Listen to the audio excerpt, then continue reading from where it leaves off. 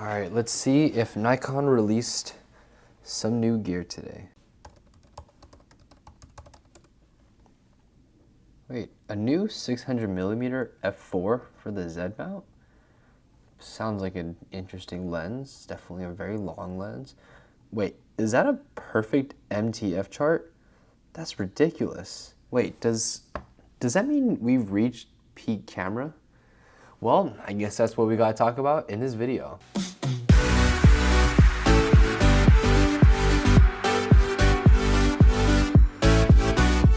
What's up, y'all? So Project Photography back with another video, and let's talk about if we have reached peak camera. And the big reason why I asked this is mainly because the cameras that we have seen come out recently, especially the Canon EOS R6 II, the Fujifilm X-T5, the Sony a7R5, and even lenses like the Nikon 600mm f4 Z mount. I mean, these are absolutely incredible products, and don't get me wrong by that, but they aren't huge improvements over their predecessors. I mean, when we talk about especially the Canon EOS R6 original, I mean, that was a fantastic camera. And even the Sony a7R Mark IV, I mean, these are absolutely incredible cameras. And there's not a lot of improvement over the latest models. I really wasn't impressed. And before I actually dive into this video, we really need to talk about what I mean when I say peak camera. When I say peak camera, I mean, have we reached a point where camera technology has A, plateaued, and B, have become so technologically advanced where it exceeds the capabilities of our own photography needs and what we are able to produce as photographers. And the first example that I really want to point to is the Canon EOS R6 II. Now, the original Canon EOS R6 was a fantastic camera. I mean, my partner back there has one. He loves it to death. I mean, it has incredible autofocus capabilities. It has 4K 60p video. It has a 20 megapixel sensor, and it can shoot 20 frames per second electronic shutter. Of course, it's not a stacked sensor, but still, 20 frames per second is still 20 frames per second. And when you look at the new camera, the EOS R6 II, there are improvements. Right? We're talking about 24 megapixel sensor, which is, to me, a very minor improvement over a 20 megapixel sensor. But the main headline feature for this camera was the fact that it has 40 frames per second shooting. I mean, that's ridiculous. I mean, 20 frames per second shooting for me was an absolutely fantastic improvement. I think a lot of photographers enjoy having 20 frames per second. But with that being said, there's nothing that you can capture with 40 frames per second that you can't capture with 20 frames per second. I mean, anyone that shoots action, sports, wildlife knows that. And for me personally, I mean, I've shot sports photography for years. Ever since I started shooting photography, I shot, photos with my Nikon D5500, which had 5.5 frames per second. I was able to get good photos. But 40 frames per second is crazy. I mean, that's ridiculous. I don't think anyone needs 40 frames per second, even if you're a professional photographer. That's just an absurd number. And the thing is, the original R6 didn't hold you back in terms of its capabilities. It can do, honestly, everything that this new R6 II can do. But let's talk about the Nikon 600mm f4, because I think for me, this is really where we're gonna see peak lens, because this has a perfect MTF chart. I mean, just take a look at this thing. It's absolutely ridiculous. I mean, corner to corner, it's extremely sharp. And it's not just extremely sharp, it's so sharp to the point where the chart can't even measure its sharpness. That's how incredibly sharp this thing is. It's wide open at f4. I mean, that's just absolutely absurd. And I know that, lens opticalities in terms of how a lens performs isn't just based off of sharpness. There's other things like chromatic aberration, there's ghosting, flaring, there's micro contrast. There's just so many things that create a great lens optically, but sharpness is the one thing we can measure. And if we have a lens that has essentially created the most perfectly sharp lens optically we have ever seen before, I mean, where do you go from there in terms of optical performance? So does that really mean that we've reached peak camera if cameras like the Canon EOS R6 II just aren't huge improvements over the original R6, and the original R6 still performed equally as good, and we have a lens that literally has a perfect MTF chart? I mean, can we say that we've reached peak camera? I mean, honestly, it's really easy to say this. I mean, look at the Canon EOS R3, the Sony A1, and the Nikon Z9. I mean, these are absolutely stunning cameras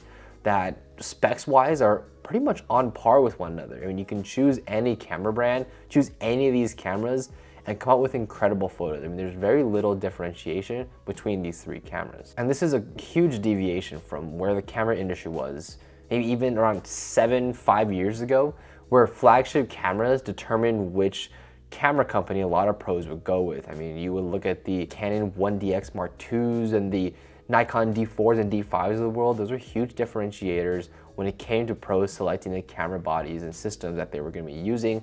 But now it's really hard to actually tell the difference between these three cameras. But it's just crazy now that every manufacturer essentially has gotten the specs and the cameras down to the tooth when it comes to performance, to the point where it's almost unnecessary. I mean, just tell me who needs 8K video. That's crazy. That's essentially a 33 megapixel image in a video. That's crazy. I mean, our phones can barely even handle 4K. Our computer screens can barely even handle 4K. But now we're jumping up to 8K. I mean, that by itself far exceeds the capabilities that we are even capable of handling as consumers and as content creators. There's about like 3% of people in the world that really need 8K, to be honest. And even things like 40 frames per second, you can say the same argument about that. You can even say the same thing about cameras having 60 megapixels. I mean, I would consider myself a professional photographer, but I don't even use more than 24 megapixels just because that's just unnecessary. I don't need 40 megapixel images, and we have cameras that can shoot in 61 megapixels, which is crazy. Like 3% of photographers will probably need 60 megapixel images. But with that being said, I am very, very hesitant to say that we have reached peak camera right now today. Of course, it feels like all the camera gear that we have has plateaued, but look at cameras like the Nikon Z6 II and Z7 II. I know for a fact that the improvements to those cameras when the third iteration comes out are going to be massive. When we're going to get the autofocus capabilities of the Nikon Z9, we're going to get improved video performance, hopefully improved ergonomics. I memean, that is going to be a huge leap over from something like a Z6 II or the Z7 II, and you can concretely say that you should upgrade to the Z7 III and Z6 III. And you can even look at technology improvements that are going to be coming in the future that I know for a fact are going to be coming, like the global shutter. Now, the way that traditional camera sensors have worked is that when the camera sensor takes an image using the electronic shutter, it uses something called a rolling shutter, where it shoots the pixels line by line and goes down. That's why it's called a rolling shutter.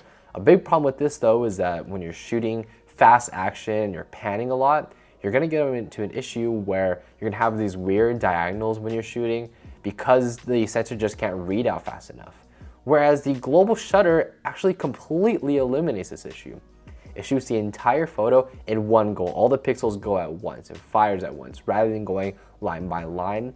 And that's where we're going to see huge, massive improvements to the capabilities of the cameras that we have right now. I mean, we're going to be talking about video with zero rolling shutter, electronic shutter burst speeds that go up far exceeding probably 40 megapixels. And we're going to have just insane flash sync speeds, insane shutter speeds that we're going to have capable to us and available to us. So there are technological improvements that I know for a fact are going to come down the road, but in the next 3 to 5 years, it might be really easy to say that we have reached peak camera. But with all of that being said, even though I feel like we haven't reached peak camera, we are at an incredible point in photography gear. We have come to the point where pretty much anyone can pick up any camera and use it and capture the niche of photography they want. I would feel very comfortable shooting an entire sports session with a Nikon Z50 because it has incredible frames per second. It still has very good autofocus. I mean, that is an entry-level camera in the Nikon Z system. I mean, that's crazy. That would not even be possible with something like a Nikon D5500 back in the day about 6 years ago. It just wasn't going to be possible, but now it is.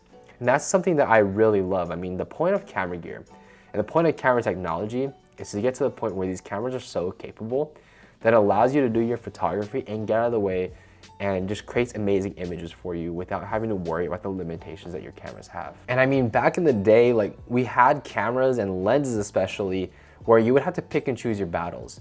Would you sacrifice the sharpness of your lens for more light when it comes to aperture? Would you sacrifice autofocus performance for a better sensor? Would you sacrifice a better sensor for frames per second, per se?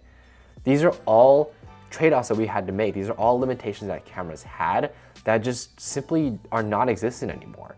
You can shoot anything with any camera and get incredible images, and that's why I'm really happy to say that getting into photography now more than ever has been easier than ever, because you can grab any camera and shoot whatever you want with it and come out with incredible photos. So that's really the point of camera technology, to be able to create amazing photos and have cameras that are extremely capable without limitations to allow you to create the best photos possible.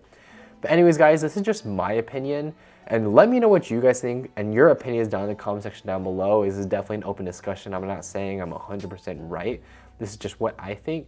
So let me know what you think about this video, and let me know what you think about this topic down in this comment section down below. Anyways, guys, thank you so much for watching and experiencing the world with me today, and I'll catch you guys in the next one.